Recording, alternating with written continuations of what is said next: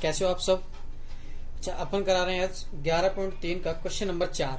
ठीक है, तो क्वेश्चन नंबर 4 में दिया क्या है, सबसे पहले वो देखिए कि यदि किसी त्रिभुज की दो भुजाओं और एक कोण दूसरे त्रिभुज की को दो भुजाओं और एक कोण का क्रम से समानुपाती एवं बराबर हो तो दोनों त्रिभुज समरूप होते हैं। क्या कथन सत्य है? कारण सहित उत्तर दीजिए।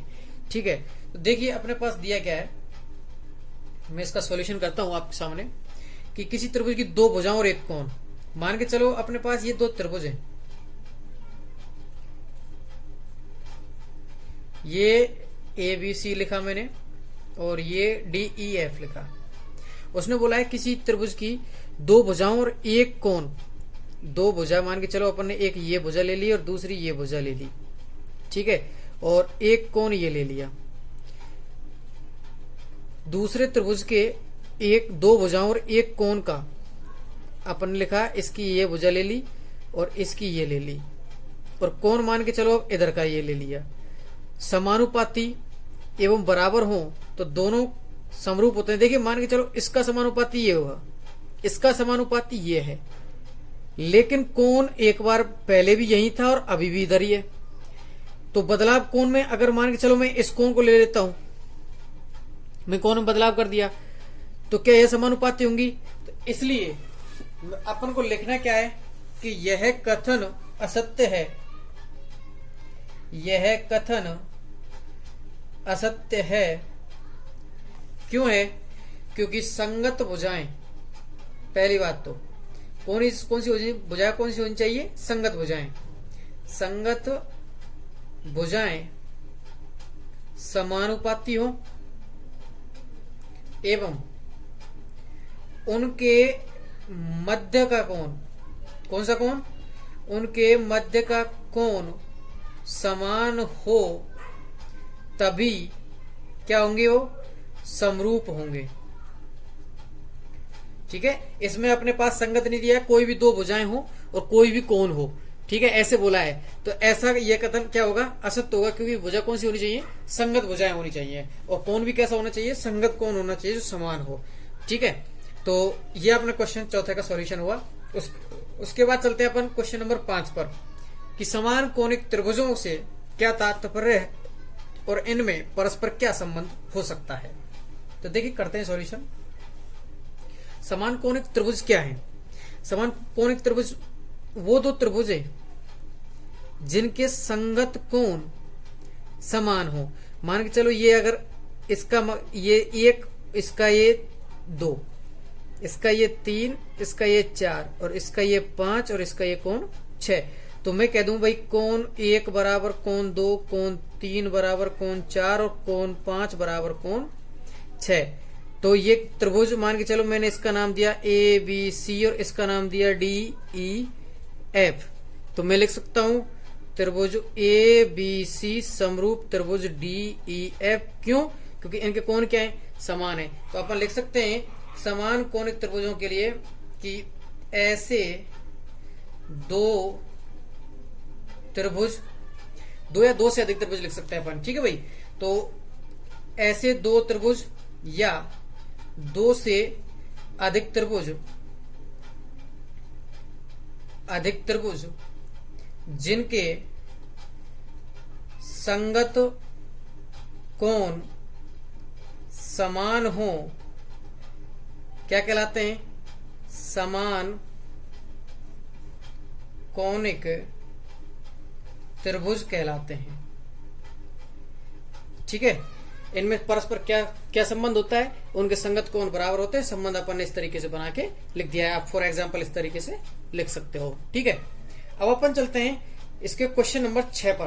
क्वेश्चन नंबर 6 अच्छा क्वेश्चन है, आपको देखना है और इसमें इस चीज के क्रम को समझना चाहिए आपको। ठीक है, देखिए क्या है कि निम्न दिए गए त्रिभुजों की आकृतियों में से समरूप त्रिभुज युग्मों का चयन कीजिए। देखिए आपके पास 8 त्रिभुज हैं, उनमें से आपको युग्म चयन करना है। ये आपका पूरा बुक का जो क्वेश्चन है, इसी तरीके से उसमें डायग्राम बने हुए हैं 8 चित्रों के, जो 8 त्रिभुजों के। तो मैंने 8 त्रिभुजों के चित्र बना के आपको स्क्रीन पर दिखाई दे रहे हैं आपको।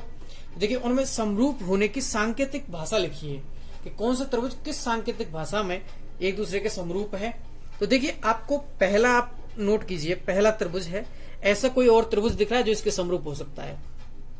ध्यान से देखिए, 40, 60 और 80 तीनों कोणों के मान वाले त्रिभुज कौन सा है? ये रहा, ठीक है, कौन सा? 8वां वाला है ना।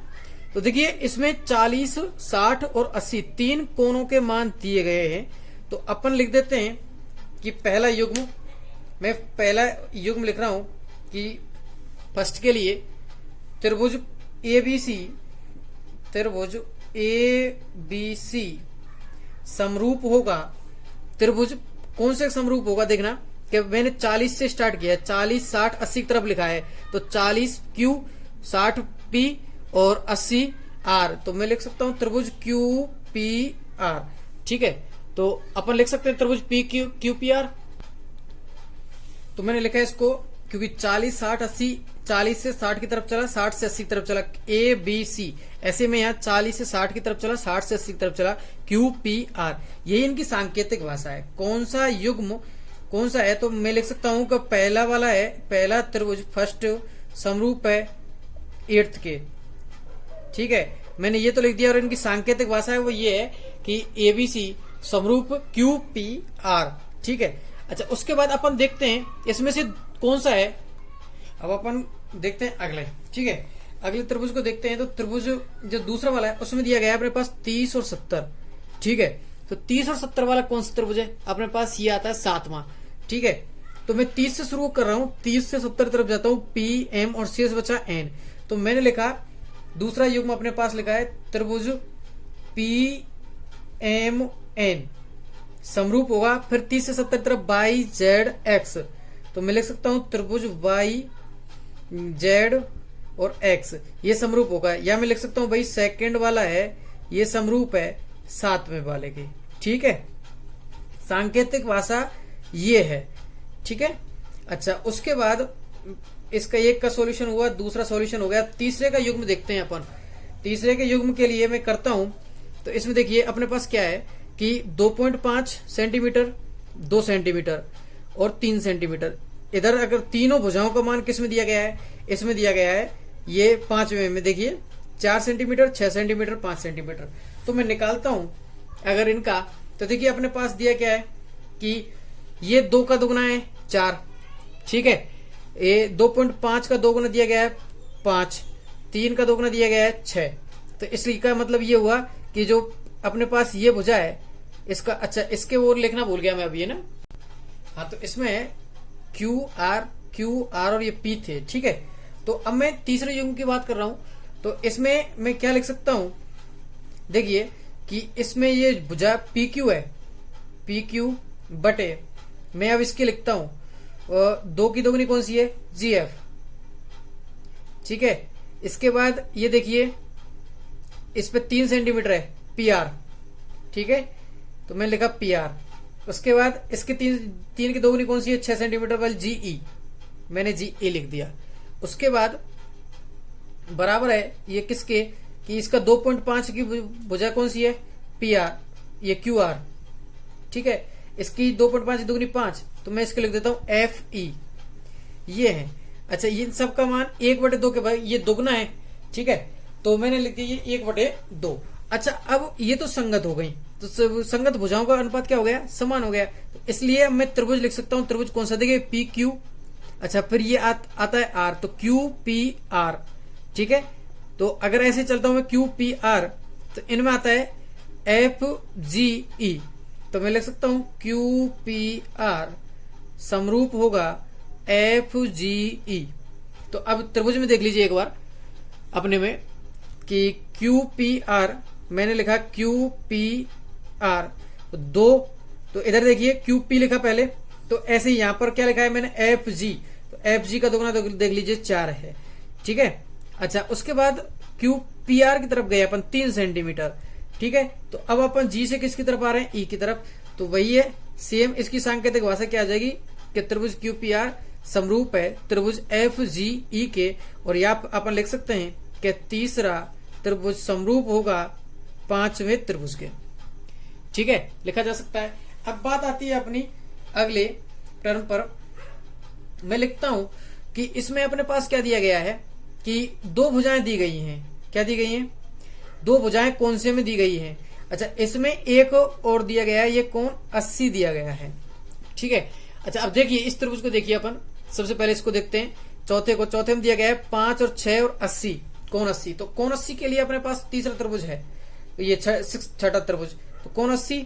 अच्छा, उसके बाद ये देखिए 6, इसका आधा दिया गया है 3 और इसका आधा दिया गया है 5 का आधा 2.5।